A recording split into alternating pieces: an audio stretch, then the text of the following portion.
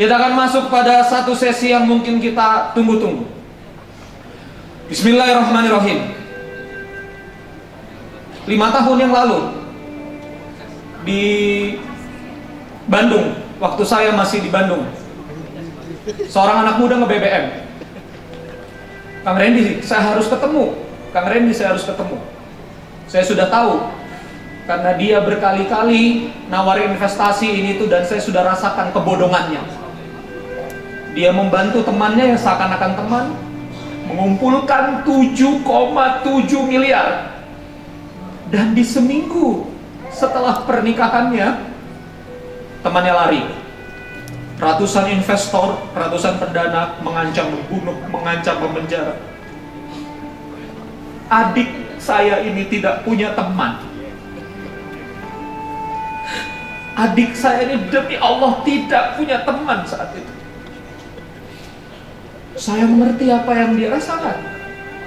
Saya punya muda mulia. Saya nggak boleh cuma ngomong muda mulia, tapi kemudian saya tidak mulia. Maka kemudian bersamanya, saya bilang sama dia, kalau tidak ada yang percaya sama kamu, saya percaya sama kamu. Suatu saat kamu membayar hutang-hutangmu, tapi jangan lari. Dalam perjalanan ke Bogor berkabut, saya bilang, Mas, bro, di depan kita kabut, tapi kita tahu tujuan. Jalan gak kelihatan, tapi melangkahlah.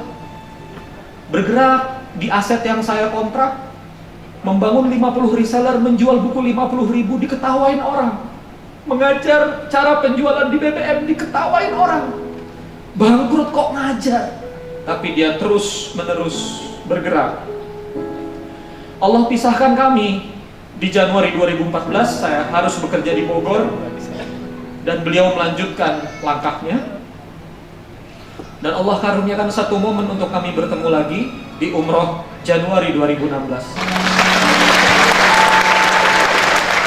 Sisa hutang yang insya Allah sebentar lagi lunas, ya, karena harus return earning laba yang harus diputar di perusahaan, beliau terus mencicil hutangnya. Saya kira cuma itu, kawan-kawan sekalian, cuma itu.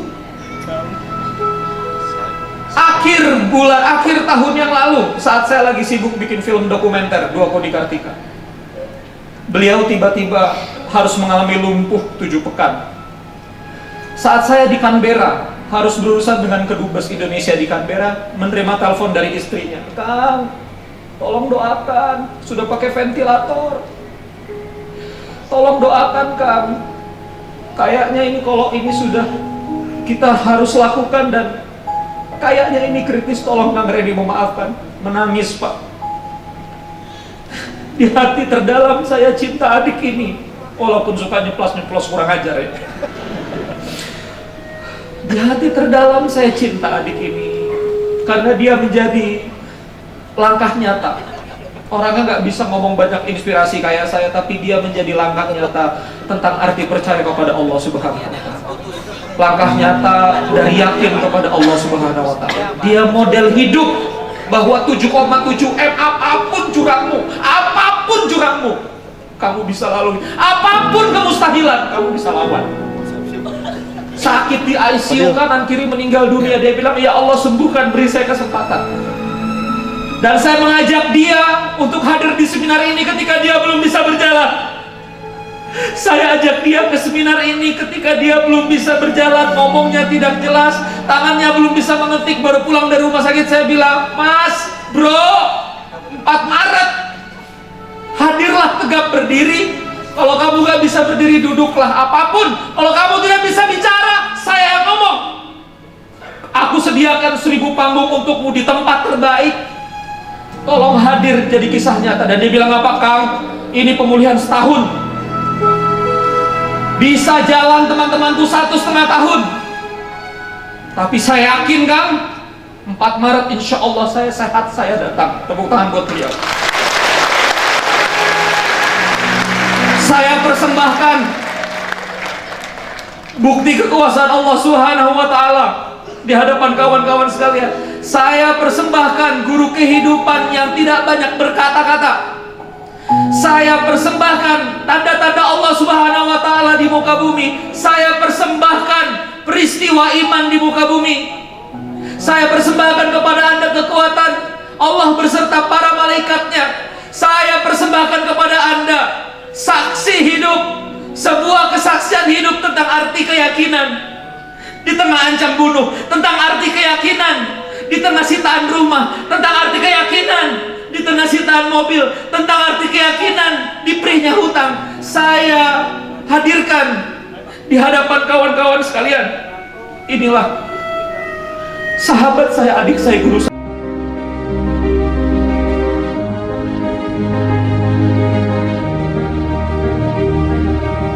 Tak pernah ada keluh kesah, tak pernah ada kata putus asa. Di tengah guncangan permasalahan bisnis yang diterima, ia hadapi dengan seksama. Di tengah ujian sakit yang mendera, ia hadapi dengan kata ikhlas yang sempurna. Anak muda yang produktif dan selalu menginspirasi ini bermetamorfosa menjadi guru kehidupan yang tak kenal kata menyerah. Inilah guru kita, Dewa Eka Prayoga.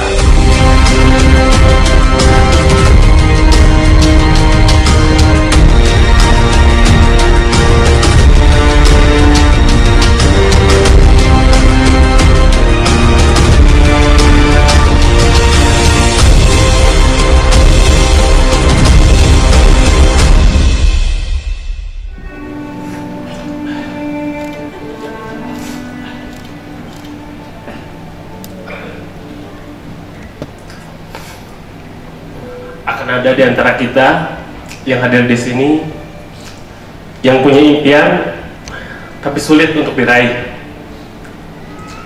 Akan ada di antara kita yang hadir di sini yang memiliki masalah yang berat untuk terpecahkan. Berat karena terjerat, sulit karena terhimpit, mustahil karena penuh dengan keterbatasan. Saya pribadi di usia yang hari ini baru menginjak 25 tahun mengalami setidaknya episode kehidupan yang penuh dengan kemustahilan. Ada 3. Pertama, ketika saya harus mengalami situasi kondisi ditipu oleh partner saya sendiri dan menanggung kerugian hampir 8 miliar 18 hari pasca nikah. Bisa Anda bayangkan pasangan Anda sendiri yang Anda nikahi yang dicita-citakan ingin hidup bahagia justru malah jatuh, dicaci maki, dipojokkan, diancam penjara, diancam dibakar rumahnya dan segala macam. Itulah yang saya rasakan ketika itu. Episode kehidupan kedua adalah ketika saya harus terdampar lumpuh 3 bulan di rumah sakit, tidak bisa bergerak, tidak bisa melakukan apa-apa, tidur di ranjang, kencing di ranjang, bahkan mohon maaf pup pun di ranjang, tidak bisa bergerak. Bahkan untuk memberikan kode kepada suster ataupun dokter hanya sekedar kepanasan karena ruangan AC-nya kurang dingin, itu sulit. Gimana harus terdampar dan terbaring lumpuh. Dan episode kehidupan ketiga adalah ketika dokter membiarkan saya pulang dan memvonis bahwa Pak Dewa harus istirahat minimal 1-2 tahun untuk bisa kembali berbicara, untuk bisa kembali bergerak, untuk bisa kembali berjalan dan melakukan aktivitas lainnya seperti orang sehat pada umumnya. Tapi hari ini Allah menunjukkan sebuah keajaiban, bagaimana Allah memberikan saya kekuatan dengan doa kawan-kawan semua tanpa harus menunggu 1 tahun bahkan 2 tahun. Dalam hanya 5 bulan saya bisa berbicara dengan lancar, saya bisa berdiri, saya bisa berjalan, bahkan saya sekarang bisa berdiri di hadapan kawan-kawan sekalian. Assalamualaikum warahmatullahi wabarakatuh. Sebelumnya saya ucapkan mohon maaf karena saya tidak bisa memberikan materi dalam kondisi berdiri, seperti halnya beberapa tahun yang lalu, seperti halnya ketika saya mengisi seminar, biasanya saya melakukannya dalam kondisi berdiri. Tapi karena kondisi kesehatan tidak memungkinkan, kemungkinan saya duduk. Nggak apa ya? Apa? Oke. Hadirnya saya di sini bukan untuk memberikan ilmu, wawasan ataupun apa ya? Ataupun pengetahuan yang berharga buat kawan-kawan sekalian. Mungkin Anda sudah belajar tadi banyak dari Mas Otto Sugiharto, ya. Anda juga sudah belajar dari Coach Fahmi. Beliau berdua orang yang luar biasa, inspirasi saya juga. Ya, saya di sini hanya sekedar ingin berbagi cerita, ya, tentang memang yang saya alami selama ini. Ketika waktu itu Mas Randy kontak saya, Kang Randy kontak saya, dan benar kata Kang Randy, ketika saya dikontak, kondisi saya ketika itu belum bisa ngapa-ngapain, ngomong juga belum bisa, jalan juga belum bisa, jangankan jalan, berdiri juga belum bisa, bahkan duduk gini sakit. Tapi saya bilang ketika beliau, wah aku kasih panggung tanggal 4 Maret, saya bilang, iya insya Allah bisa, saya bilang. Dan alhamdulillah sekarang saya bisa hadir di hadapan kawan sekalian. Ketika bulan Januari kemarin, jujur saya belum pernah belum menyiapkan materi apapun dalam untuk isi sharing ini hari ini. Saya tanya Kang Randy, Kang apa materi saya? Biasa Anda tahu lah ya, kalau Anda ngikutin grup saya di grup Facebook Jago Jualan, yang saya sampaikan adalah tentang jualan, tentang copywriting, marketing dan lain-lain. Karena itulah ekspektasi saya. Gitu. Tapi untuk hari ini kata beliau, bicaralah dari batinmu, gitu ya. Terus ceritakanlah apa yang kamu sampaikan. Dan beliau memberikan masukan, bicara tentang episode melawan kemustahilan. Ya, saya pikir yaudahlah, gak apa-apa. Saya bukan ustadz, saya bukan seorang motivator, saya bukan orang inspirator. Saya hanya memang pengusaha yang berprofesi sebagai sampingnya sebagai internet marketer. Tapi ya kalau disampaikan suruh bercerita tentang kehidupan, insya Allah saya sanggup. Ya, bismillahirrahmanirrahim. Oke, kawan-kawan sekalian, tadi di dua guru pertama mereka telah menceritakan bagaimana kisah hijrahnya dari dunia kegelapan ke terang benderang satu hari. Coach Om juga menceritakan bagaimana kita menjadi seorang pemimpin yang luar biasa dalam perusahaan kita, gitu. Nah hari ini bagi Anda yang saat ini mungkin mengalami sebuah problematika kehidupan, entah itu rumah tangga yang rentan akan perceraian, ya, entah itu mungkin bisnis yang omsetnya terus anjlok gitu ya, atau mungkin karyawan yang susah diatur, atau mungkin hubungan rumah tangga dengan orang tua yang kurang harmonis. Saya ingin cerita tentang bagaimana saya melalui episode kehidupan saya dari yang episode 1 tadi sampai ketiga sampai hari ini. Oke. Saya menamakan materi hari ini dengan sebutan melawan kemustahilan. Slide-nya boleh ditampilkan. Di sana kawan-kawan bisa saksikan bagaimana selama, ya mungkin saya yakin lah, saya yakin di antara kawan-kawan yang hadir ada lebih banyak cerita yang ceritanya tuh lebih ekstrim, lebih dramatis, lebih menyedihkan dibandingkan saya. Saya yakin banget. Cuman ketika dikasih panggung untuk bercerita, ya apa salahnya? Nah kawan-kawan sekalian, jujur ya, saya mau bersama Kang Randy sejak tahun 2012 kalau nggak salah, 2011 lah kalau nggak salah. Ya, ketika itu saya kontak beliau pertama kali adalah pas bangkrut. Ya. Itulah pas bangkrut saya kontak gitu. Waktu itu saya ketemu dengan beliau pada saat training di Bogor, ya. Ngobrol-ngobrol, nggak terlalu akrab. Pas saya bangkrut, akhirnya saya kontak beliau dengan cerita yang tadi Kang Randy sampaikan. Dan situ saya jatuh, ya. Saya bingung bagaimana harus bangkitnya seperti apa dalam kondisi yang baru saja nikah gitu. Nah Anda lihat bahwa di sana melawan kemustahilan, menguji keimanan, menyebut keajaiban. Coba saya tanya, tolong jawab dengan jujur brutal ya, dengan nggak ada yang lihat Anda kok ya. Jawab dengan jujur brutal. Pertanyaan saya, siapa di antara kawan-kawan yang saat ini hadir yang merasa punya masalah tapi kok nggak selesai kan? Yang merasa punya masalah kok nggak selesai? Yang punya impian kok kayaknya nggak, sulit banget tercapai kan? Yang nggak angkat tangan kan? Nah harus ngetes gitu. Oke. Memang ya, saya tahu perasaan Anda ketika Anda punya mimpi yang besar, omset 1 miliar, 10 miliar, 1 triliun gitu kan. orderan sehari sekian bungkus, sekian eksemplar, sekian piece, tapi nggak pernah tercapai. Kata motivator, kita harus bermimpi besar gitu. Ketika kita bermimpi besar, kenyataannya tidak pernah tercapai gitu kan. Saya pernah merasakan kondisi seperti itu. Atau ketika Anda memiliki masalah yang rasanya kok kayaknya nggak ada jalan keluarnya gitu, susah banget nih keluarnya, gimana nih, kayaknya karyawan tiap kali datang bulan depan keluar gitu kan. Atau misalkan ketika omset udah ikutin training dimanapun, ikut seminar, ikut baca buku kok gak naik-naik, atau rumah tangga yang cekcok terus gitu kan. Saya juga pernah merasakan itu ya. Bahkan sebelum menikah saya hampir gak jadi nikah gitu ya. Sekali lagi, sebelum menikah, seminggu sehari sebelum menikah, seminggu sebelum menikah saya hampir gak jadi menikah karena beberapa hal. Dan setelah menikah malah jadi musibah gitu ya. Ini kayaknya kok gini banget sih gitu. Dan saya banyak kejadian yang memang rasanya kok kayaknya Allah nggak adil gitu, nggak adil gitu ya. Kok kayaknya apa salah saya gitu. Dan akhirnya saya menemukan sebuah formula, dan formulanya itu justru sangat dekat sekali gitu ya, yaitu dari guru saya sendiri, Kang Randy Saputra. Tepuk tangan untuk Kang Randy Saputra. Nah, Anda bisa perhatikan orang-orang yang saat ini putus asa, kebanyakan mereka sebenarnya bukan salah di teknis ya, bukan salah di strateginya, bukan salah di langkah ataupun actionnya. Yang salah pada mereka adalah dari segi keimanannya. Betul ya, setuju ya? Bayangkan teman-teman sekalian, ketika saya bertemu dengan guru saya ketika itu, dan dia cerita kondisi terpuruk kita adalah kondisi ketika kita tidak punya apa-apa. Dan kondisi ketika kita tidak punya apa-apa, disitulah keimanan diuji. Ya, sekali lagi, ketika kita tidak punya apa-apa, disitulah keimanan diuji.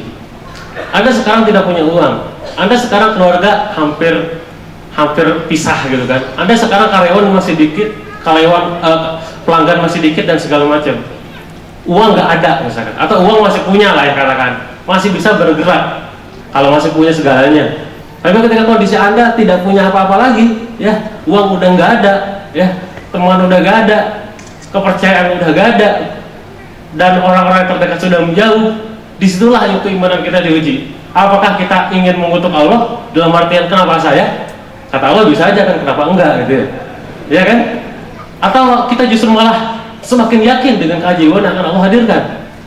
Di situ saya mulai berpikir, oke lah, saya yakin Allah punya maksud. Saya hadapi itu kejadian semuanya, dan saya akhirnya mengerti kalimat ini ya, bahwa kata mustahil hanya ada pada orang yang tidak percaya dengan kebesaran Tuhan ya.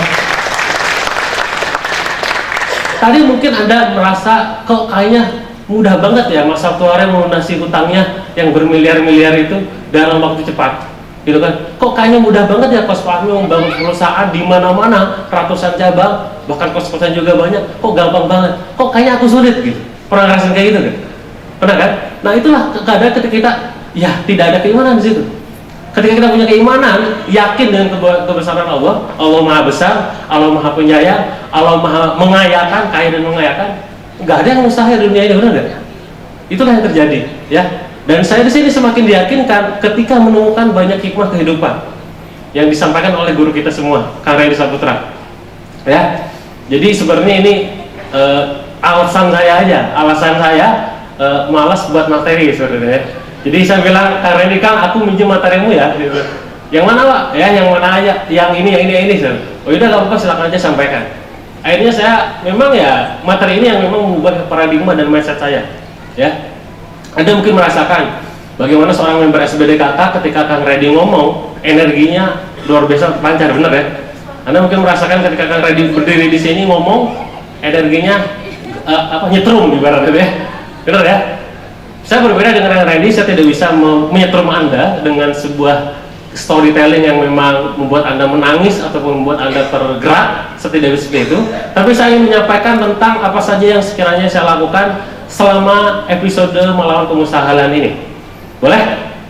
Boleh? Mau tahu? Yang mau angkat tangan? Tepuk tangan yang untuk Anda semua. Oke, yang pertama adalah tentang hikmah dari kisah Safa Marwah. Ya, saya rasa kawan-kawan sudah paham, sudah ngolotok berarti bagaimana seorang Siti Hajar ya ketika itu ditinggalkan oleh Nabi Ibrahim dan persediaan pangannya habis gitu kan, hingga pada akhirnya dia butuh air. Siti Hajar lari-lari Safa Marwah bolak-balik sampai berapa kali? 7 ya, sampai 7 kali. Dan akhirnya muncratnya di mana? Di kaki Ismail, benar ya? Itulah air Zam-Zam. Inilah kisah Safa Marwah. Cuma saya nggak akan ceritakan itu lagi karena Anda sudah semuanya tahu. Tapi saya akan ceritakan bagaimana episode ini kehidupan saya lalui dengan kisah ini, gitu ya. Oke, kembali lagi. Tahun 2012, pasca nikah 18 hari saya bangkrut, ya. Dan di situ ibaratnya apa ya? Celah perpisahan itu banyak, gede banget, ya. Dalam artian keluarga saya banyak menyalahkan istri saya. Ini gara-gara istrimu, segala macam ya. Ini gara-gara dia, segala macam. Bahkan hampir kita pisah gitu kan. Tapi untungnya istri saya selalu membersami saya sampai sekarang, ya. Dan di saat itu saya berpikir apa yang harus saya lakukan agar masalah saya ketika itu adalah bisa membayar kerugian sampai 8M. Sekali lagi kerugian, bukan hutang, ya. Saya ini duit orang lain. Beda ceritanya ketika kita sekarang hutang duitnya jelas gitu ya. Kan rata-rata kayak cerita Mas satu hari tadi, dia hutang kemana gitu ya, di bank atau misalkan di orang, jelas ada fisiknya, ada rumah, ada mobil, ada yang lain-lain, bener ya. Kalau saya nggak ada fisiknya, hutang 8M nggak jadi apa-apa, ya, karena duitnya nggak ada, duit orang lain kok, gitu. Tapi dengan saya dengan pasrah, dengan ridho, gitu ya, oke lah, hutang ini saya tanggung, saya akan kembalikan secepat mungkin semampu saya bilang. Dan situ saya mulai berpikir apa yang saya lakukan. Ketika dapat kisah Safa Marwah dari Kang Randy, saya mikir apa yang bisa saya lakuin. Siti Hajar ketika itu lari, muncratnya di mana gitu kan. Yaudahlah, ketika itu akhirnya saya berpikir udahlah, saya gerak aja, yang penting gerak. Apa yang saya lakukan? Saya jualan ceker, jualan makanan di ceker gitu ya, ceker pedes gitu ya. Bisa Anda bayangkan jualan ceker harganya 10.000 kawan-kawan sekalian. Harga 10.000 rupiah, HPP-nya kurang lebih 5.000, ya 4.000-an kalau saya 5.000 lah. Jadi profitnya berapa? Gross profitnya berapa? 5.000 ya. Gross profit 5.000. Kira-kira mungkin nggak nyampe angka 8M? Mungkin nggak? Nggak mungkin, bener nggak? Sekarang pakai logika tuh, duitnya dari mana gitu kan? Aduh, nggak mungkin kayaknya. Tapi dengan kisah Safa Marwah, saya dengan penuh keimanan, saya bersama partner saya, Mas Mirza, ya di sini juga Mas Mirza hadir. Mas, ayo bareng-bareng kita bisnis bareng untuk jualan ceker, saya bilang. Kita jualan ceker berhari-hari, bahkan ketika itu usia kandungan istri saya sudah hampir 6 bulan, udah kondisi gendut gitu ya. Masih masak pagi-pagi. Tiap pagi, tiap subuh, udah balik subuh, pulang dari masjid, dia masak, kami ke pasar, udah dari pasar ke masjid, siangnya kita nganter sama Mas Mirza, naik motor butut gitu, keliling-keliling Bandung. Sampai suatu ketika saya ingat ada seorang konsumen ya, yang kita tuh nganter, kalau mungkin dari orang Bandung tahu ya, kita nganter dari Geger Kalong ke Cibiru. Sudah berapa jauh itu? Jauh ya? Geger Kalong ke Cibiru, hanya untuk mengantarkan satu pesanan. Profitnya berapa? 5.000. Ya, saya ngantar oke, saya antar lumayan, dapat offset 10.000. Ya, terus dari situ saya lanjutin nganter ke Cimahi, Cibiru ke Cimahi yang sekarang nganter lagi jauh, 2 pesanan, offset 20.000. Dan yang paling kesel ada satu porsi yang kita lupa sampaikan ke orang yang daerah Buah Batu. Ini mungkin hanya tahu orang Bandung ya. Dari Cimahi saya ke Buah Batu. Dengan Mas Mirza saya nyetir karena saya memang bisa tahu daerah. Mas Mirza dari belakang megang pesanan di belakang ya. Kita jalan ke daerah Buah Batu, pas nyampe ke rumahnya nyari. Dulu nggak segampang sekarang ada Waze ataupun Google ya. Dulu tuh pusing, kita bawa peta. Di mana ini? Wah, udah pusing, nanya-nanya, nyasar-nyasar. Pas udah nyampe, Kang nggak jadi Kang, kelamaan udah dingin katanya. Allah ya, udah lama jauh-jauh kemana-mana. Pas nyampe sana, Kang, Mbak ini pesannya nggak jadi, nggak mau bayar, dan kelamaan sih, saya tunggu dari jam 4 kenapa baru nyampe setengah 6 katanya. Ya demi satu pesanan. Dan saya bilang, udahlah Mas, nggak apa-apa, yuk balik lagi. Malam-malam saya nyampe ke rumah saya di Geger Kalong. Ketika itu harus mengantar pesanan lagi, malam-malam ada yang pesan. Ini Mas dekat daerah Surajadi, Sukajadi. Yaudah kita jalan aja. Kayaknya nanti juga jam 7 nyampe. Kita jalan, udah pada maghrib, hujan gede, hujan-hujanan ya. dan tanpa jas hujan ya, karena emang nggak ada uang untuk beli jas hujan. Akhirnya kita hujan-hujanan ngantor ke daerah sana. Pas ngantor ke daerah sana, ternyata memang alamatnya susah gitu. Sampai hanya untuk mengantar satu pesanan kita butuh waktu 2 jam. Sekali lagi hanya mengantar satu pesanan dengan profit Rp5.000 kita butuh waktu 2 jam. Dalam sehari kita terjual mungkin kurang lebih 5 sampai 10 piece. Berapa omset saya? Kalau 10 berapa? 100.000, benar nggak? 10.000 dikali 100.000. Kalau ngitung 100.000, 8M dibagi 100.000 berapa tahun? Sampai kiamat, benar nggak? Benar nggak? Iya, nggak masuk akal. Nggak masuk akal sampai kita tuh di rumah ya, istri saya luar biasa dari segalanya. Ngaturin tuh pakai Rostafton yang nelfin itu, wah ini gimana uang, waduh, jika uang 500 gak ada hilang, wah ini gak boleh hilang ini, wah luar biasa.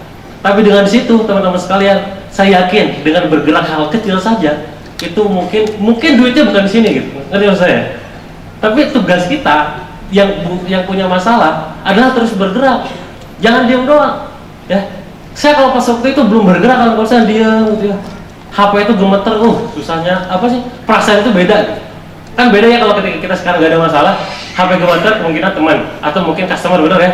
Sekarang tuh kalau misalnya HP, aduh, investor. Pas ngechat, assalamualaikum udah deg-degan. Nanti maksud saya, bagi anda yang mungkin punya utang ditagih mungkin kayak gitu. Assalamualaikum namanya udah kelihatan ya, aduh guys ditagih ini, kayaknya, bener nggak? Padahal assalamualaikum loh, padahal kita jawab waalaikumsalam, bener? Ini nggak beda, rasanya beda. Terus pas cuma nulis bismillah, kita update status dia aja pengen social proof, kawan-kawan sekalian. Alhamdulillah ceker kita laris segala macam. Ada yang komen, alhamdulillah investor yang komen. Wah kode, ngerti maksud saya? Kode kan, aduh, wis kena. Makanya semenjak itu lihat, siapa yang di sini aktif ngikutin Facebook saya sejak tahun 2012 sekarang? Nggak akan ada satu orang dua orang, nggak akan ada. Karena saya baru aktif di Facebook 2014. Kenapa kira-kira? 2014 saya sunyi teman-teman, nggak ada aktif Facebookan. Facebook buat satu sedikit komen, wah duit balikin, nggak kuat mental, beneran. Makanya saya aktifnya di Twitter, bener nggak? Twitter gimana kalau ada yang komen? Ya kalau nggak dibalas nggak akan kelihatan, bener nggak? Kalau di Facebook, tagih semua, 600 orang kawan sekalian, semua investor saya waktu itu. Bayangkan kalau satu bos status, social proof tujuannya gitu ya, comfort selling gitu ya. Wah rame update status, tagihan semua, jelek nama baik kita. Makanya saya nggak aktif. Tapi ketika itu kawan-kawan sekalian dengan hikmah sofa marwah, yang penting bergerak, yang penting apa? Bergerak, action aja. Jangan nanti kan kayaknya mustahil, nggak mungkin saya sekarang utang 1M kayaknya cuma jualan coklat, jualan pisang, nggak mungkin. Nah itulah, nggak mungkin itu yang kita menghambat untuk bergerak. Gitu. Nah sekarang gerak aja dulu, ya. Gerak aja dulu. Kan kayaknya nggak kelihatan ya, gerak aja dulu, action aja. Ya. Karena nanti jalan keluar, pasti datang di tengah jalan. Ya, jadi hikmahnya sofa marwah kawan sekalian dalam kisah dan episode kehidupan yang mungkin sering kita lalui adalah ini. Apa? Yang pertama apa? Terus bergerak. Ya. Ketika saya diam, wah udah susah. Ada yang tahu doa yang sering kita panjatkan ketika kita punya utang bayar apa? Selain yang doa yang disampaikan sama Sabtori apa? Allahumma inni a'udzubika minal hammi wal hazan, wa a'udzubika minal azzi wa a'udzubika minal jubni wa a'udzubika min ghalabati dain wa qahri. Jangan apa semua punya utang semua berarti. Coba Anda artikan kawan sekalian. Allahumma inni a'udzubika minal hammi wal hazan. Ham itu bingung, hazan itu sedih. Azil tak berdaya gitu kan. Kasal, malas, bener gak? Pengecut, itu ditelepon gak diangkat gitu kan. Terus bakhil, musrekah gak bisa gitu kan. Itulah kondisi orang yang punya utang banyak. Dalam doa itu tergambarkan sangat jelas. Maka ketika kita diam gak bergerak, itu yang terjadi kalau maksudnya. Diam, aduh sudah pengecut, ngangkat, susah. Saya punya tetangga di rumah mertua saya di Sumedang yang utangnya tuh nggak seberapa dibandingkan dengan saya ketika itu. Gak nyampe 50 juta, tapi dia gak bisa keluar rumah, gak berani sholat jamaah di masjid, diam di kamar, saking terkungkungnya dengan kondisi utang tersebut. Ya, cuman gak nyampe 50 juta kalau tapi dia diam di rumah, ya kayak gitu terjadi. Maka saya lakukan ketika itu gak mau diam di rumah, saya jalan aja. Saya pernah jalan dari Geger Kalong itu sampai ke bawah, daerah KFC bawah, ya kalau misalkan kalian tahu, itu jalan berkilo-kilo. Yang penting saya gak di rumah gitu. Kalau saya di rumah makin mampus nih gue gitu. Pasti saya energinya negatif. Saya keluar, saya pernah di dompet cuma 7.000 rupiah, mikir aja di masjid tuh, ya udah ini anak orang gimana sih istri saya gitu. Ya ini gimana gitu kan, makan juga gimana, ya udahlah saya cari. Alhamdulillah ketika itu mindset bisnis saya udah benar, ya.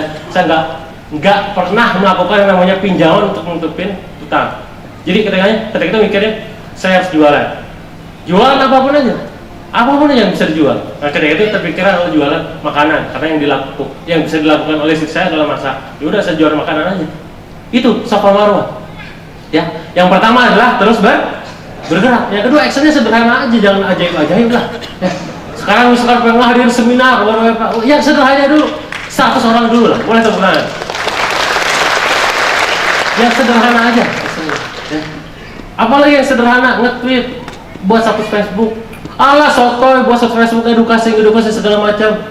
Pasti kalau niatnya negatif pasti gitu komentarnya. Tapi coba lihat kita positif. Semoga dengan adanya tweet sederhana ini yang sekian karakter, ada orang tergerakkan hatinya, berubah pemikirannya, kan lumayan. Action sederhana aja. Itu yang saya lakukan dalam bisnis. Yang pertama, Safa Marwah. Yang kedua, episode kehidupan yang saya lalui bisa juga Anda lakukan, yaitu ketika saya mendengar kisah tentang ini dari Kak Randy juga. Ya, sekali lagi ini semua yang tadi Kak Randy loh. Yang kedua adalah tongkat Musa, Mas sekalian. Kisah sederhananya adalah ketika waktu itu Nabi Musa dikejar oleh pasukannya Firaun dan teman-temannya gitu ya. Ketika dihadapkan dengan laut yang dia bingung mau kemana lagi ya. Apa yang dilakukan? Tongkatnya dipukulin tanpa banyak protes, tanpa banyak bertanya, jebret langsung terbelah jalan. Maka tadi saya sampaikan bahwa solusi itu dekat. Solusi itu apa? Solusi itu dekat. Nah setelah dapat ilmu ini, kalau sekarang saya mikir, apa ya tongkat Musa saya? Mikir ya, apa tongkat Musa saya? Mikir. Sampai suatu ketika saya alhamdulillah bersyukur banget bersama oleh orang-orang yang luar biasa positif ketika itu. Saya punya mastermind di Bandung. Ya, mastermind di Bandung, mastermind itu kelompok kecil orang-orang positif di dalamnya.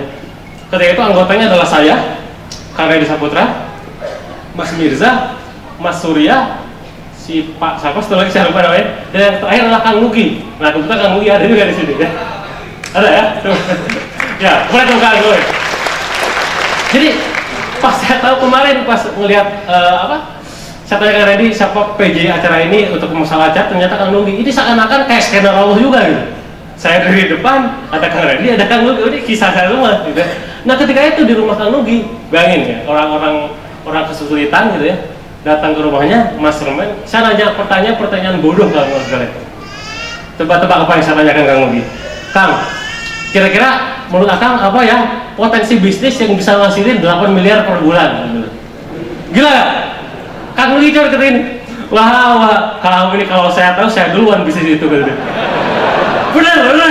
Saya kira, ya juga ya, bener juga gitu. Kalau gua tahu gua duluan gitu. Ya iya juga ya. Ya mungkin saking pusingnya ketika itu.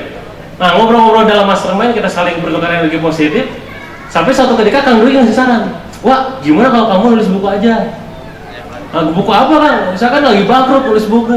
Ya tulis tentang ilmu yang tentang hal-hal yang kamu lakukan itu supaya jadi ibroh pelajaran hikmah untuk kawan-kawan di Indonesia. Kang Dwi kayak gitu. Enggak, jangan kelawan, gimana menulis, lagi bangkrut, lagi stres, mau konsentrasi gimana nulis, gitu. Udah, saya tolak. Saya pulang di rumah masih jualan ceker. Ya jualan ceker terus, ini kayak lebih pasti walaupun ya nggak pas juga. Nah ketika itu di rumah ya saya dengan Mas Mirza, alhamdulillah Mas Mirza terus membersama saya. Tepuk tangan buat Mas Mirza ya. Mana Mas Mirza ada? Depan ada. Oke. Nah itu dia bilang, Mas, gimana kalau misalkan idenya Kang Nugi Mas lakuin aja? Yang mana Mas? Yang nulis buku itu loh. Enggak, gak enak nulis bangkrut tuh gak enak gitu loh maksudnya. Ya bisa jadi kan niatnya rubah, dia tuh untuk mengubah pemikiran ke orang-orang supaya gak ngalamin kayak Mas ini gitu. Begitu ya?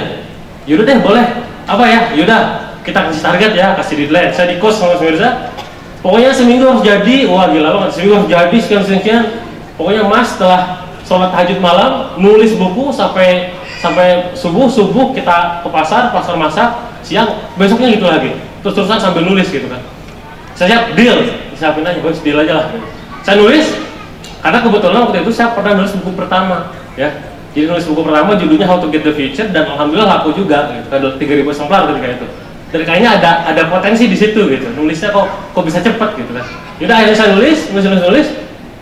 Singkat cerita, tulisan ini jadi, ya, buku ini jadi 7 bab, ya. Judulnya adalah 7 kesalahan fatal pengusaha apa? Ada yang punya di sini, ada yang baca nggak kan? Udah baca ya, ada pasti tahu lah. Itu ditulis hanya dalam waktu 7 hari kalau sekalian. Emosional banget, ya. Bahkan saya sempat ketemu Ustadz Yusuf Mansur, dia baca bukunya. Saya lihat sekilas kayaknya ini buku ditulisnya sambil mewek ya, sambil nangis ya. Ya saya kok tahu ya, kelihatan gaya bahasamu gitu. Saking emosionalnya, gitu kan. Saya tulis 7 hari selesai. Nah, kira-kira ngasilin duit gak kayak gitu? Saya nulis buku nih, nulis buku tuh ngasilin duit gak? Duitnya dari mana, benar gak? Saya mikir, oke, buku udah jadi. Terus jualnya gimana? Terus nerbitinnya gimana? Modalnya kayak gimana? Masuk penerbit mayor, kayaknya waktunya lama. Kalau mau buat sendiri, duitnya dari mana? Tabungan harus habis semua. Mobil saya ketika itu udah punya mobil harus jual, punya tabungan untuk haji harus jual, jual, cairkan, bayar ke investor, semua habis. Langsung ide gendeng saya muncul di situ pertama kali ya. Kan, saya punya temen nih jago desain. Mas, bisa desainin buku saya nggak? Yang mana mas, judulnya apa? Ini, nanti namamu saya masukin di buku saya. Kan lumayan tenar nanti. Udah kan butuh laku, bener nggak? Oh iya Kang, ya siap. Akhirnya dia tulis kan, dia buat cover desain, ada 3 cover, saya pilih yang hitam supaya menunjukkan masa kelam, gitu lah. Ada filosofinya kan. Nah dari situ akhirnya, terus cover udah jadi, duitnya mana? Udah, saya aktif di Twitter ketika itu, langsung upload di Twitter, apa di BB, jadiin DP BBM gitu. Open pre-order apa? Open pre-order. Saya ngitung, mas, tolong cari percetakan ke Mas Mirza yang sekiranya harganya miring banget, costnya murah banget, tapi bisa kualitas terbaik. Langsung kita nyari-nyari ke daerah Rancaekek, Kumanos, keliling-keliling. Dapat satu buku itu harga HPP-nya Rp8.000, ya. 8.000, cetaknya itu 3.000 supaya minimal standar cetak segitulah.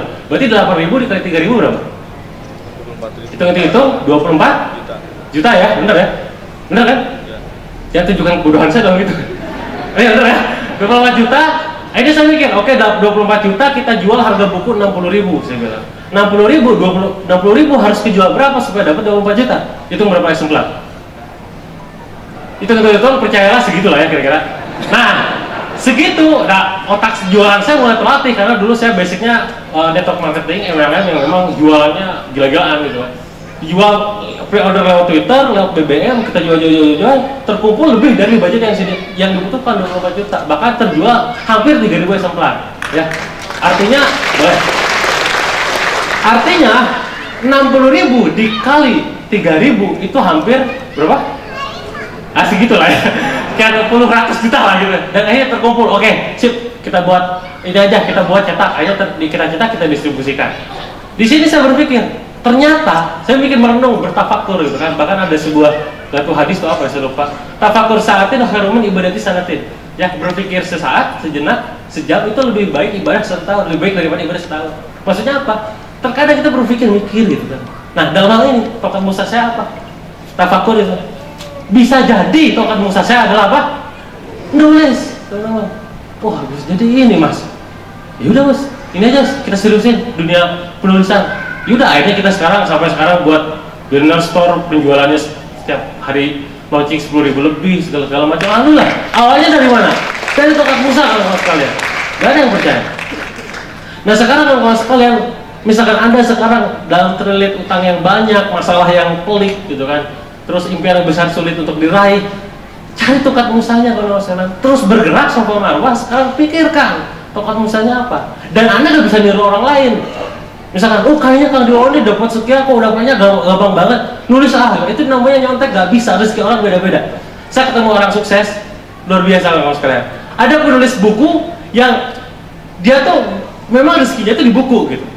Ada yang nulis buku sampai difilmkan, ada yang nulis buku difilmkan agak susah juga gitu. Ada yang memang seminar publiknya laris tapi seminar corporate-nya nggak laris.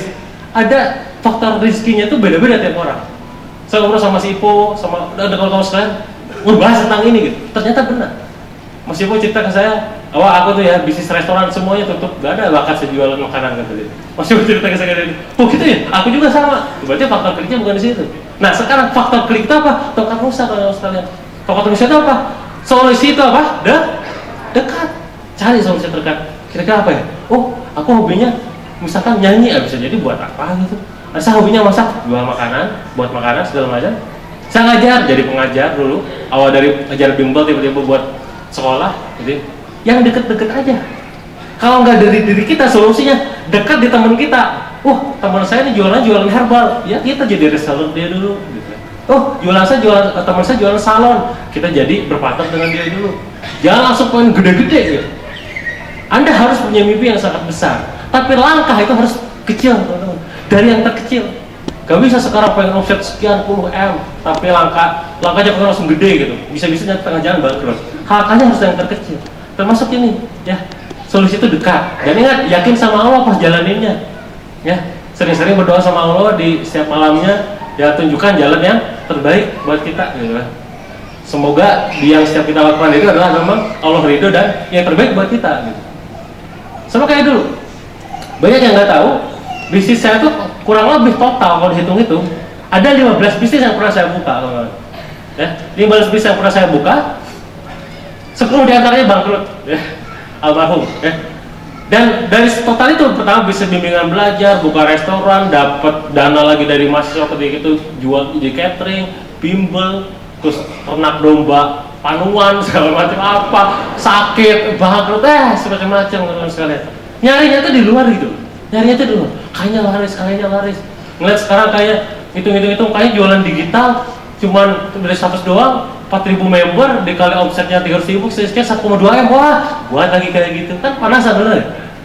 Nah kita jangan kayak gitu, kita lalui yang punya sekarang apa, itu jalannya seriusin, pasti dapat gede juga. Kebayang ya?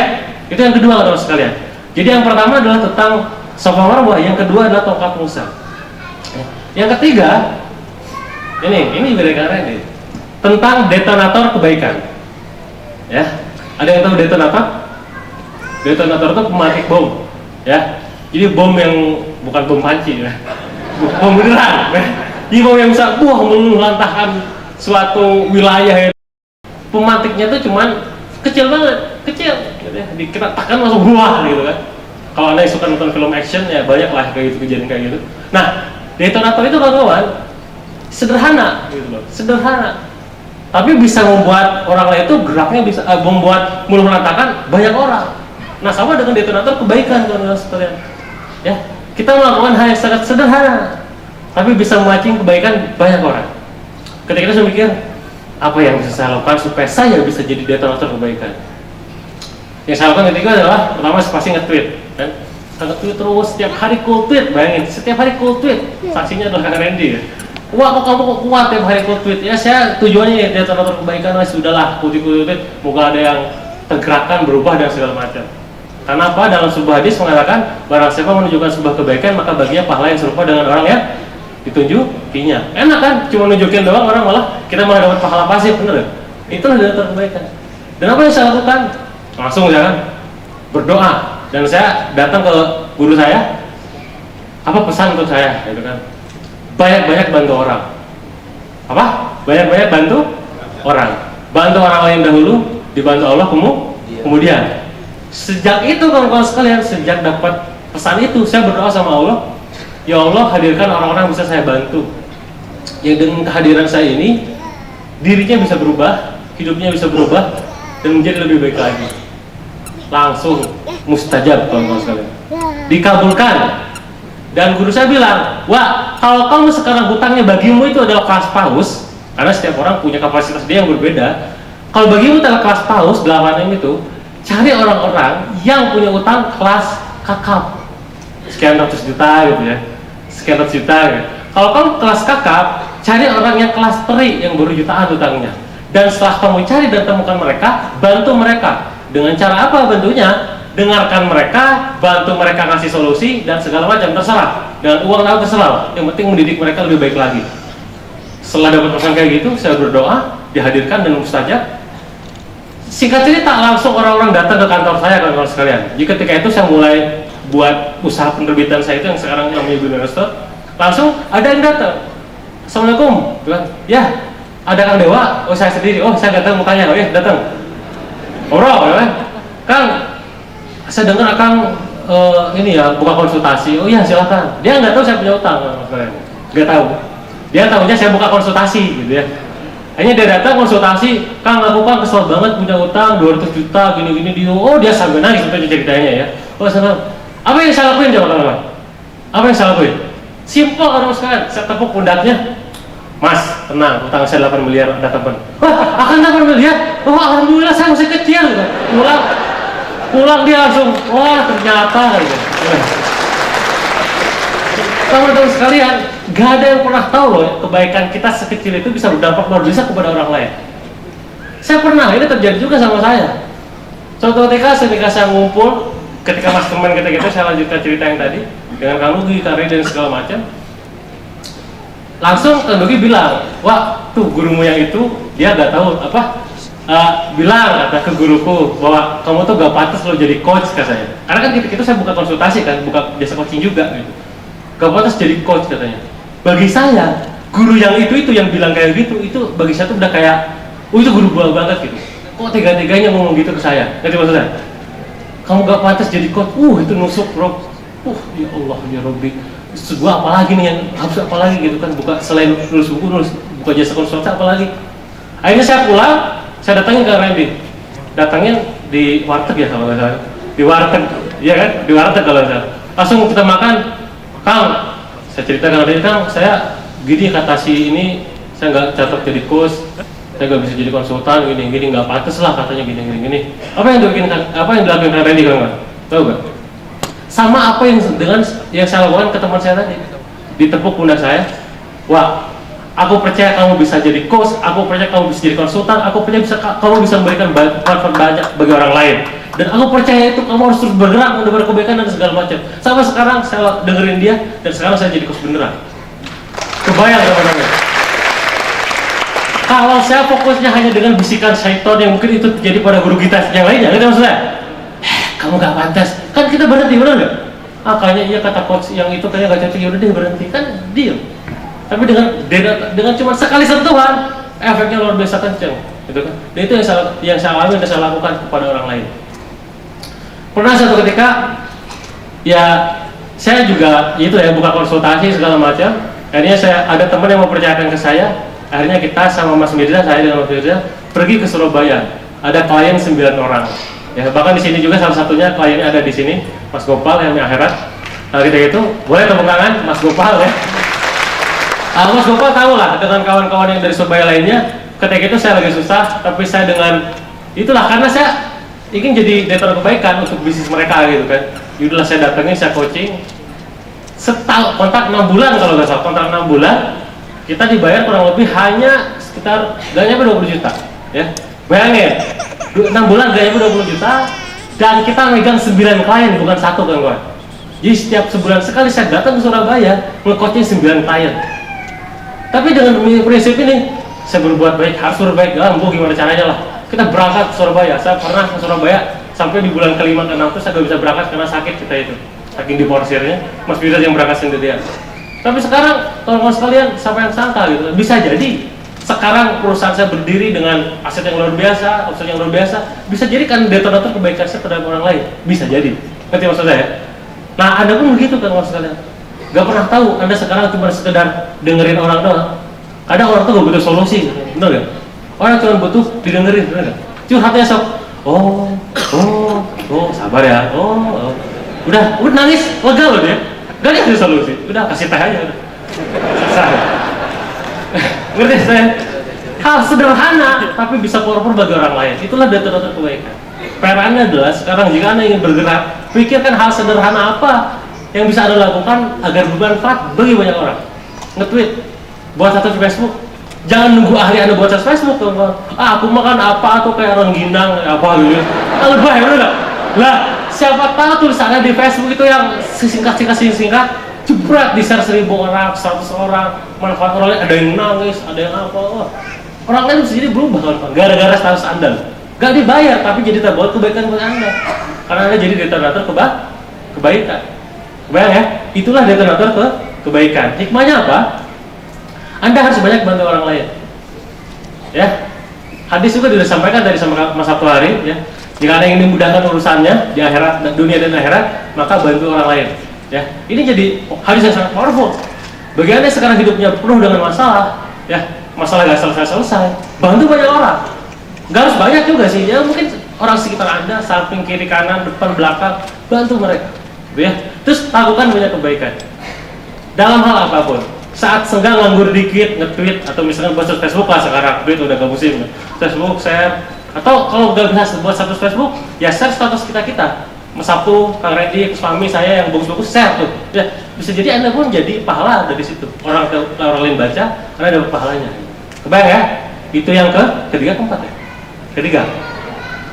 Nah, dalam episode kehidupan berikutnya, melanjutkan cerita ini, ada sebuah istilah ketika Kang Randy bilang bahwa dalam kehidupan kita itu kadang mengalami yang namanya small test, ya, tes kecil gitu kan, ujian kecil, tes sederhana. Ini pun yang saya rasakan, ya. Ketika mikir ketika itu, udah lama nih bergerak, udah nulis segala macam, kayaknya ngisi coaching juga, kayaknya kayak gak menghasilkan lah gitu. Sehingga pada akhirnya saya mikir apalagi ya gitu. Pas lagi mikir apalagi ya, malah diundang di banyak tempat, ya. Saya diundang di beberapa perusahaan, di beberapa komunitas dan segala macam. Sampai suatu ketika ada undangan yang datang lagi-lagi dari guru saya sendiri, Kang Randy. Ya. Gak tahu kenapa kok percaya gitu sama saya. Gitu. Ketika itu malah anehnya, Mas, kata Mas Mirza manajer saya juga, Mas, ini ada undangan ngisi di Google Collection, ketika itu namanya masih Google Collection. Apa? Ini ngisi Finlit katanya. Finlit financial literasi. Insya Allah saya bisa ngajarin financial literasi gitu kan, Melvin bisa. Tapi kan kayaknya gak gue banget gitu. Gue ini energi jet selling bukan keuangan gitu. Saya bilang, oh ini small test nih. Yaudah Mas, iyain aja. Saya nggak nanya budgetnya berapa, iyain aja, gak enak, tajin sama guru. Siap. Terus saya berangkat, saya Mas Bija berangkat naik travel, maklum gak punya mobil, naik travel dari Bandung. Biasa pakai jas, masa perusahaan gak pakai kaos gini, bener ya? Jas gitu kan, jas juga cuma satu-satunya, beli di bagi harga murah gitu. Terus akhirnya kita ke Bogor naik travel, berhenti di mana gitu saya lupa, dan untuk ke tempat Hotel Amarosa di Bogor itu lumayan jauh. Saya pikir, Mas ini Hotel Amarosa di mana? Nanya-nanya, daerah sana. Dekat kata orang sekitar sana, dekat kan? Oh dekat, udah jalan. Sama sudah saya jalan di tempat travel sampai ke Hotel Amarosa. Jalan udah lama, udah 15 menit kok gak nyampe saya bilang. Dekatnya sedekat apa gitu? Mas naik angkot aja yuk. Kita akhirnya, Mas naik taksi aja yuk saya. Mas, budget lumayan Mas, taksi Mas, masih aja ngirit orangnya ya. Naik angkot. Kemudian teman-teman pakai tas, pakai rapi, terus ada angkotnya tuh udah ada ibu-ibu, nenek-nenek segala macam, bau kabeh gitu ya. Terus saya sama Swirja datang, masuk gitu kan, pakai jasa dia, ya Allah sih, udahlah small test, udah jalan, terus kita nyampe juga hanya di teman Amarosa, saya di bawah keringetan ya, sudah capek kan udah segala macam. Di toilet itu saya mikir, ngaca gitu kan, sampai pernah berpikir gini, ya Allah kok gini banget gitu loh. Ngerti maksudnya? Kok nyari duit gini banget gitu maksudnya? Sampai harus ya berlaga keren misalnya, pakai jas gitu kan, harus naik angkot padahal saya ini kok gini banget ya Allah. Tapi ya saya sempat nangis juga di situ. Itulah, gue air matanya dihapus, saya ke atas ketemu Butika, ngisi akhirnya di distributornya di situ. Ngisi, gak tahu pesertanya ngerti atau enggak gitu ya. Oh yang ngisi aja gitu ya. Pas pulang juga dikasih, alhamdulillah lah, lumayan gitu kan. Walaupun yang angkanya sekarang dapetin segitu biasanya cuma 5 menit juga bisa dapat gitu kan. Kalau 12 email, songong. Ya, intinya apa? Sebelum Anda pengen dapat omset yang sangat besar kawan-kawan sekalian, sebelum Anda sekarang pengen omset dapat 100 juta per hari, 1 M per hari, lakuin dulu, lalui dulu ujian-ujian kecil kawan-kawan sekalian. Ujian kecilnya apa? Bisa jadi Anda disuruh packing-packing gitu. Ya, masa harus aku gengsi dong bisnis owner packing-packing, bener ya? Bisa jadi kayak gitu, cuman ya ini ujian gitu kan, ujian kecil. Ada sekarang diminta untuk apa, misalkan ngejadiin catering banyak, ini harus bisa melalui tes ini nih sebelum dapat order yang lebih banyak lagi. Tes-tes kecil itu yang bisa membuat kita menjadi besar kan teman sekalian. Dan saya banyak sekali dites dengan ujian yang sangat kecil ini, yang sekarang alhamdulillah membuat saya makin, saya kadang sama istri bilang, ya Bun, kita ini usia masih 25 tahun, tapi kok kayaknya usia udah kayak 38 tahun ya. Ini serius teh, benar. Maksudnya tuh, kok kayaknya episode kehidupan tuh kayaknya udah wow gitu kan. Ngeliat teman saya, Kang ada lowongan nggak? Berasa angkatan loh. Kang ada lowongan kerja nggak? Ya Allah, IP lu 3,8, gue 3,1 aja. Gini, maksudnya gitu, ngerti maksud saya? Ya Allah, dia masih sibuk nyari kerja. Ada yang lagi ikut curhat, wah aku tuh gini-gini, aku tuh bingung kan sekarang pacar aku gini. Ente udah baru nyari pacar itu, gue udah nikah, udah ujian, bener ini serius teman-teman. Yaudah, wes sudah. Makanya itulah yang harus kita lakukan di kehidupan itu, hal-hal kecil kita lakukan secara konsisten, bisa jadi itu membuat kita besar suatu saat nanti. Nah ini, hikmahnya apa? Lalu ujian kecil dan nikmatin prosesnya, teman-teman. Jangan protes, ya harus nikmatin prosesnya. Aduh, ya itulah tadi saya naik motor hujan-hujanan kemana, terus juga di mana-mana. Pokoknya kalau saya ceritain detailnya bisa jadi novel gitu, orang jadi film gitu. Kode ya, kebetulan ada Kang Redi, ada Mbak Asma gitu. Itu open loop loh yang di teknik. Oke, nah nikmatin prosesnya kawan-kawan sekalian. Anda jangan sekarang pengen tiba-tiba gede gitu kan, pengen dapat omset 1 miliar langsung, padahal sekarang omset 100.000 per harinya susah gitu kan. Nikmatin prosesnya, capek pasti. Ya. Jangan berhenti sampai pingsan gitu. Istilahnya gitu. Itu gak bagus juga itu buat kesehatan ya, jadinya kayak saya gitu. Ya Anda harus terus bergerak, berjuang segala macam supaya bisa mendapatkan hal yang besar, nikmatin proses itu. Ya, tidak ada ceritanya sukses itu instan. Semuanya instan pasti berakhir dengan instan. Cepat pasti itu. Ya. Makanya nikmatin prosesnya. Itu yang keempat. Yang kelima kawan-kawan tentang doa Nabi Yunus. Ini juga saya dapatkan dari Kang Randy. Ceritanya tahu ya? Ceritanya ketika Nabi Yunus telan ikan paus ya. Ikan paus Nabi Yunus itu Nabi siapa? Iya benar ya, Nabi Yunus. Doanya apa di dalam Al-Quran? La ilaha illa anta subhanaka inni kuntu minadz dzalimin. Kalau Anda tafsirkan tuh ayat itu, la ilaha illa anta, tidak Tuhan selain Engkau, subhanaka, subhana berarti maksudnya Engkau, inni kuntu minadz dzalimin, sesungguhnya saya penuh dengan orang dolim, bukan ya Allah kok gini sih, gak curhat gitu. Tapi dia ngaku bahwa dia punya banyak dosa, dia dolim, punya banyak kesalahan. Nah, itu juga yang harus kita lakukan teman-teman sekalian. Ya, Anda harus ingat dalam proses kehidupan ini, episode kehidupan Anda, banyak-banyak istighfar, banyak-banyak tobat. Mas Safar udah cerita tadi. Walaupun bisa jadi itu enggak apa ya. Ini deh. Sekarang Anda ngelihat posisi jadi saya, Anda jadi saya. Utang 8M, duit orang lain, bener ya? Duit orang lain. Kalau ngitung-ngitung dosa gitu ya, dosa saya apa? Sekali lagi, dosa saya apa? Yang besar gak ada. Itu 10 dosa besar ya, apa ya gitu. Tapi di satu titik ketika itu saya nanya ke guru saya, untung guru saya jawabannya majelut gitu. Wahai guru, Pak, saya bingung. Masalahnya ini saya bukan salah saya 8M ini. Saya kan cuma ini, dosa saya apa? Saya kok bisa ujian saya gini sih? Baru 18 hari nikah langsung bangkrut segala macam. Wah, saya komplain lah di situ ke guru saya. Ya, bukan ke Allah, ke guru saya. Guru saya langsung bilang, nah di situ dia Wak, kata dia. Kesalahan terbesarmu adalah karena kamu tidak tahu kesalahanmu apa. Bentar. Kira dosa terbesarmu adalah ketika kamu tidak tahu dosa terbesarmu apa. Ngerti maksud saya? Disitulah dosa-dosa kecil yang sering kita ulang. Ngerti ya? Banyak sekarang testing 10 dosa besar, checklist lah ada yang kita lakuin. Zina mata, apalah, terus dengkian sama orang, hasut segala macam. Itu yang sering kita lakukan. Makanya kita harus banyak-banyak istighfar sama sekarang. Setiap harinya istighfar, tobat, bukan sholat tobat, baca sholat tobat, banyak-banyak istighfar. Karena istighfar itu banyak luar biasa banget. Saya teringat kisah seorang imam di zaman tabiin itu kalau nggak salah di masa zaman ketika para rasul sudah meninggal tapi bertemu dengan para sahabat. Tabiin ketika itu ada yang namanya Hasan al-Bisri.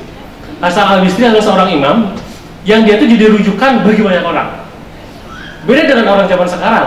Kalau ulama itu zaman sekarang dari masjid ke masjid, bener ya? Kalau zaman dulu kawan-kawan sekalian, kalau pengen dapat ilmu dia, datang ke dia sejauh apapun itu. Jadi dia diam doang, udah datang masanya jamaahnya banyak. Kalau sekarang kadang ustadz itu kan keliling-keliling, bener ya? Kalau dulu diam. Nah ketika itu Imam Hasan al-Bisri ada sebuah majelis kajian, ngobrol-ngobrol dia nyampaikan, ada seorang yang jauh dari sana dia bertanya, berdiri, wahai imam, aku mau nanya, saya mau tanya. Saya bingung, saya orang jauh dari sini, saya berkilo-kilometer saya jalan ke sini. Hanya saya ingin dapat solusi dari engkau wahai imam, karena saya dengar engkau sangat memberikan solusi sangat luar biasa. Saya ingin bertanya, di desa saya udah bertahun-tahun musim kemarau, kata orang tersebut, dan sampai sekarang susah sekali turun hujan. Apa yang harus saya lakukan? Jawaban Imam Hasan al-Bisri apa? Pulang, sholat, tobat, dan banyak-banyak istighfar. dan ajak keluargamu di sana banyak-banyak istighfar. Tanpa pikir panjang lagi dan banyak protes, siap, akhirnya dia pulang, banyak-banyak istighfar dan banyak-banyak ajak orang lain supaya beristighfar. Seketika di minggu kemudian, orang lain ketika kajian, ada yang tanya lagi, wahai imam, saya sudah mencintai istri saya sejak lama, saya sudah menikah dengan istri saya sejak lama, hampir 8 tahun lebih saya menikah dengan istri saya, tapi sampai sekarang saya belum pernah diberikan keturunan, wahai imam. Kasih saya solusi, apa yang saya lakukan supaya saya bisa punya keturunan? Apa yang dilakukan oleh imam? Pulang, banyak-banyak istighfar, ajak istrimu beristighfar. Oke imam, siap, pulang. Minggu berikutnya lagi, ada lagi kajian, ada lagi yang nanya, wahai imam, aku kok kayaknya udah kerja mati-matian, kok susah banget cari harta, ini susah banget dapetnya, gimana nih solusinya? Pulang, banyak-banyak tobat, banyak-banyak istighfar, sama solusinya teman-teman. Kayaknya kalau kita jadi ustadz gitu, kayaknya enak banget dah. Satu jurus kan. Nah sampai suatu ketika teman-teman sekalian, ada seorang di dalam jamaah itu, kayaknya udah, kalau kita ibaratnya ahli workshop gitu ya, dia jamaahnya itu udah kayak tiap hari ikutin dia, ngikutin imam. Dia angkat tangan, berdiri, wah imam, saya penasaran, selama ada orang yang ikut kajian di sini bertanya, selalu engkau memberikan solusi dengan cara istighfar. Aku mau tahu, kenapa engkau melakukan itu, wahai imam? Apa jawaban imam? Dia cuma bisa tersenyum, lalu dia menjawab, karena Quran mengajarkan itu. Kita buka surat Nuh ayat 10 sampai 12, ya. Qul tastaghfiru fa innahu kana ghafara. Lalu di ayat berikutnya, fa yumditkum segala macam, bisa nggak hafal ya. Dari situ bahwa solusinya adalah kalau kamu kekeringan, susah keturunan, susah harta dan segala macam, banyak-banyak beristighfar. Dan itu yang ibaratnya alhamdulillah terus kita lakukan. Saya beristighfar dan banyak beristighfar. Dan sampai sekarang alhamdulillah juga masih hidup, ibaratnya perusahaan juga kokoh, bisa tumbuh segala macam, bahkan sekarang udah hampir selesai untuk kerugian saya itu. Bahkan kalau mau lunasin juga bisa semua gitu. Kalau mau gitu ya. Kenapa? Ya Allah kita gak pernah tahu solusi yang Allah berikan itu kayak gimana. Tugas kita adalah terus memberikan yang terbaik versi kita dengan cara apa? Lakukan yang terbaik, ibadah yang terbaik, dan banyak-banyak istighfar. Astagfirullahaladzim. Itu yang kelima.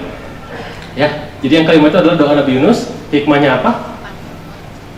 Berbanyak istighfar, jauhi maksiat. Ya, banyak istighfar. Ya, jauhi maksiat gimana? Ya ada sekian kemaksiatan, jauhi lah. Ya, jauhi, gitu kan? Nah, sekarang yang keenam, ini yang membuat saya apa ya? Ya mikir juga gitu.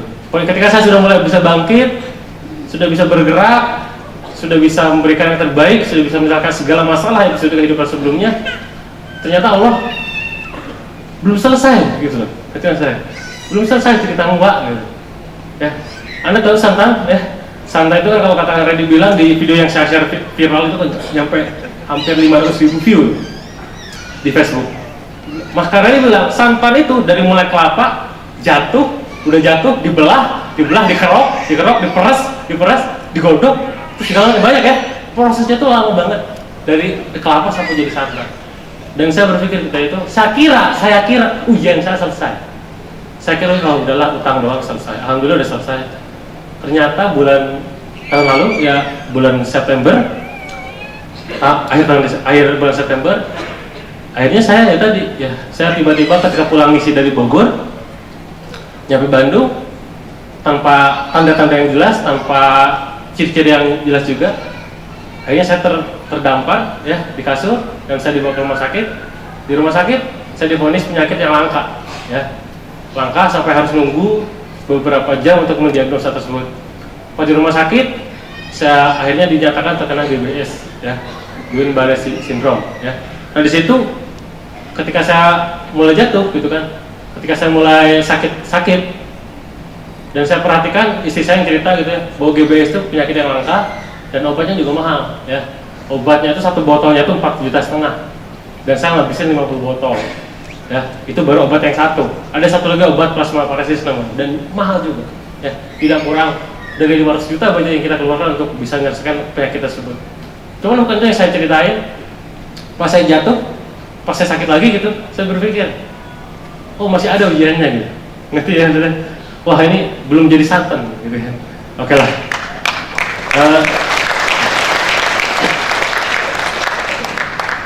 Sampai suatu titik saya dalam kondisi kritis, ya. Ini cerita dari istri saya, karena saya nggak tahu ya, karena saya ngalamin gitu. Saya tidur, saya tidur kondisi kritis, udah gak bisa nafas, hampir wafat lah ibaratnya. Dan saya dipasang ventilator, dan ketika itu benar-benar saya dalam kondisi saya agak sadar, saya memang seakan-akan berada di alam lain. Saya mengalami, kayaknya udah Allah tuh udah kayak mengambil gitu kalau digambarin itu ya. Cuma dengan doa kawan-kawan sekalian, doa teman-teman gitu kan, doa keluarga, doa istri juga gitu kan. Ya akhirnya ya sampai sekarang saya bisa duduk di sini terus bisa sharing lagi dan segala macam. Dan saya sadar bahwa ternyata ujian saya belum selesai. Sampai satu titik saya pernah ketika saya ketika saya terbaring gitu, ya Allah salah saya apa gitu. Sampai saya komplain lagi kayak gitu, kayak waktu bangkrut. Salah saya apa? Saya kalau dari segi kesehatan, olahraga teratur, ya olahraga setiap hari saya olahraga, makan teratur, istirahat teratur, semua teratur. Terus saya berbaikan, sebetulnya saya tiap hari buat status Facebook, di-share banyak orang. Grup saya 100.000, banyak orang yang nunggu status saya nulis buku, banyak orang yang terbantu dengan buku saya. Wah, banyak yang terbantu. Saya mikir, ya Allah, salah saya apa gitu kan. Jadi sampai ini ya tadi kembali lagi poin kelima, ya mungkin saya banyak dosa di situ kan. Sampai istri saya sempat ibaratnya udah nantangin Allah gitu kan. Udah dalam kondisi kritis, dokter bilang, "Bu, mohon maaf, ini 50-50 katanya." Pak sampai pernah nanya, "Dok, saya penasaran di sini yang kena GDPS ada berapa orang?" Ada 3 orang, Bu. Yang pertama itu selamat, alhamdulillah, tapi kondisinya sekarang ditinggalkan keluarganya karena biayanya besar dan segala macam, gak ada yang tanggung jawab. Yang kedua itu wafat. Yang ketiga ada suami ibu katanya. Berarti saya 50-50 bener ya? Ya Allah. Saya itu terus dengan banyak berdoa, sampai istri saya berdoa, "Ya Allah, wes pokoknya udah kayak nantang lah. Katanya kamu ini maha rahman, katanya kamu ini maha pengasih, katanya kamu ini maha penyembuh. Kalau memang kayak gitu, mana sembuhkan suami saya." Sampai kondisi kayak gitu. Karena pertamanya ya itu nantang ini tuh. Dengan saya kondisi kritis hampir meninggal lah ibaratnya. Sampai satu ketika ini saya salah istri saya, dia nyesal dengan karena udah gitu ke Tuhan, ke Allah. Ya Allah, saya pasrah jika sekandainya suami saya dipanggil gitu kan. Saya pasrah jika sekiranya gini segala macam cerita dari saya. Dan malah ketika itu kan kalau sekalian saya malah bangun. Dokter mengatakan ini mujizat katanya. Ini mujizat, gak ada selama ini sejauh ini penderita penyakit DBS yang bisa sekuat Mas Dewa katanya. Dokter mengatakan seperti itu. Dan saya kalau misalnya gak ada istri saya, dan kalau misalnya gak ada istri saya, wah saya udah kayaknya ya gak ada apa lah ya, gak ada harapan lagi lah. Gak ada harapan lagi. Tapi untungnya sih saya terus membersamai saya sampai sekarang, dari mulai dulu bangkrut sampai kemarin juga hampir berwafat bersama saya. Inilah santan kehidupan, ya. Saya yakin Anda juga mengalami kondisi serupa, mungkin beda hal. Ya, kondisi ketika Anda udah jatuh tertimpa tangga, gitu. Ibaratnya banyak banget. Tapi yakinlah bisa jadi Anda belum jadi santan yang benar-benar santan. Ada episode kehidupan berikutnya yang mungkin perlu Anda lalui, yang itu pasti lebih baik buat Anda. Maka hikmahnya adalah pasrahkan diri Anda kepada Allah dan terus berjuang. Mungkin kalau misalkan ketika saya terbaring, saya nyerah gitu ya, udah saya wafat. Sampai dokternya ketika itu kebetulan non muslim, ya, sampai bilang, saya belum pernah nanganin pasien yang sekuat ini, gitu. Karena saya punya ibaratnya rahasia besar itu apa? Pasrah udah. Ketika dulu bangkrut saya pasrah. Ngomong bilang, aku penjarakan kamu, aku bakar kamu, silahkan. Silahkan pasrah udah. Gak ada tapi-tapi lagi. Setelah kemarin pas tidur mau panggil silahkan, wafat juga silahkan, pasrah. Tapi sekarang saya bisa bangkit, masih bisa pede depan Anda kawan. Oke, yang terakhir, karena waktu udah habis, ya saya lihat times up. Dan yang terakhir adalah tentang semangat langit, ya. Ini program yang di Kang Redi buat juga. Dan bagi saya semangat langit itu adalah tentang sangka baik sama Allah, ya. Anda hadir di sini bukan maksud, ya. 800.000 itu bukan uang murah, gitu. Anda hadir dari berbagai daerah datang ke sini pasti ada maksud. Allah pasti memutarkan maksud buat Anda. Ada yang bilang seminar itu gak dampak, seminar itu gak ngefek, seminar itu gak ada hasilnya. Tapi bukan itu yang kita harapkan. Bisa jadi ada datang ke sini ada rangkaian dari Safa Marwah Anda datang. Bisa jadi Allah berikan kekuatan luar biasa buat Anda, teman-teman sekalian. Dan ingat, sangka baik sama Allah. Sangka baik sama Allah pasti ada maksud. Bisa jadi si jodoh Anda, bisa jadi klien Anda, bisa jadi ini adalah ladang perubahan Anda untuk lebih baik lagi.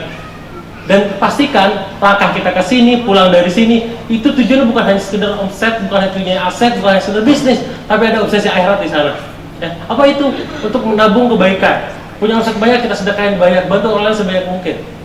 Itu yang terbaik. Karena kita tidak pernah tahu kehidupan kita nanti seperti apa. Skenario kehidupan Allah pasti yang terbaik, walaupun kita tidak pernah tahu itu. Ya, bagi kita mungkin ini kayaknya susah, sulit gitu kan. Bisa jadi itu yang terbaik buat kita. Maka di akhir sesi ini saya mendoakan semoga kawan-kawan yang hadir di sini, yang hari ini hadir, semoga Allah memberikan kemudahan di setiap langkahnya, di cahaya hidupnya, bisnisnya makin melejit, kehidupannya makin bertumbuh, kehidupan keluarganya makin sakinah, dan semuanya bisa berjalan dengan lancar sesuai dengan ridho Allah Subhanahu Wa Taala. Terima kasih. Assalamualaikum warahmatullahi wabarakatuh. Tepuk tangan buat Mas Dewa, kursi. Ada kejutan. Silakan Mas, duduk saja. Ada kejutan. 5 tahun yang lalu, saya undang beliau suami istri di Muda Mulia. Pada saat hutangnya besar-besarnya, pada saat ditegalin orang, 1000 orang.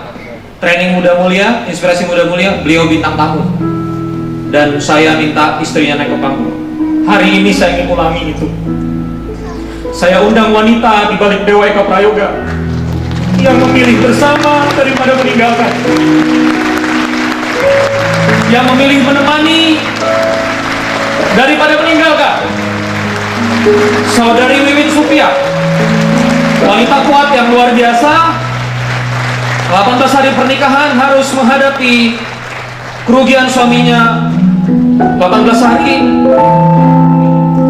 Di tengah mau hutangnya lunas, sakit 3 bulan menemani, dan saya menjenguk beliau di ICU, tidur di ICU 3 bulan, dan tidak pernah kehilangan keyakinan sama suaminya. Silakan Mbak di sebelah sana. Mik boleh? Saya mau Mbak Wiwin.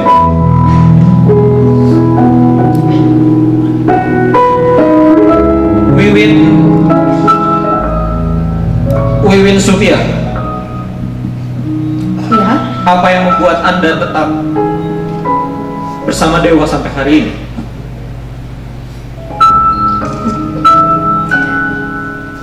Menikah dengan Dewa adalah pilihan saya, Mas.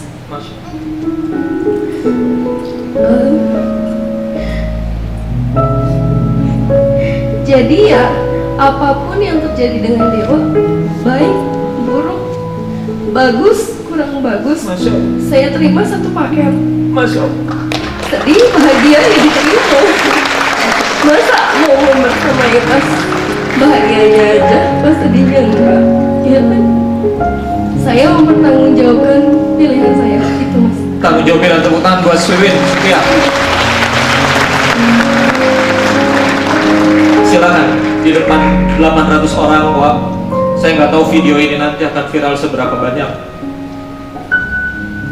Apa yang mau disiapkan ke Wiwin? Terima kasih boleh, minta maaf boleh, apapun. Silakan. Ya ada Mbak. Pegang tangannya nggak apa-apa, nggak usah malu-malu. Teh, dipegang teh. Suami istri di depan, silakan pegangan suami istri, jangan sibuk memfoto. Ya. Itu loh, sampingmu. Ya ada banyak pilihan dan ada banyak celah buat bunda, buat ibaratnya meninggalkan ayah gitu. Dalam kondisi bangkrut, dalam kondisi jatuh, dalam kondisi ketika ayah iya udah ya nggak sayang lagi lah, ibaratnya udah jarang nyapa, jarang segala macam, tapi dengan dalam kondisi itu gitu ya, bunda malah justru semakin mempersamai ayah sampai sekarang. Ketika jatuh terus didukung, bahkan orang satu-satunya yang terus mendukung untuk terus berjuang, untuk terus bangkit, bisa menyelesaikan segala masalah. Dan ketika jatuh, ketika sakit pun sampai rela nunggu siang malam, meninggalkan segala urusan yang lainnya, membalikkan ayah, membersihkan kotoran ayah, dan semuanya. Ya kebayang kalau misalnya nggak ada bunda ya gimana gitu. Jadi mohon maaf kalau misalkan selama ini belum bisa memberikan yang terbaik, malah menyusahkan dan terima kasih atas semuanya. Ayah gak bisa balas, tapi semoga Allah membalas segala kebaikan Bunda hingga di akhirat kelak. Amin. Boleh berdiri, boleh berdiri, silakan berdiri. Boleh berdiri, Mas, hadiahnya. Silakan dari BFI.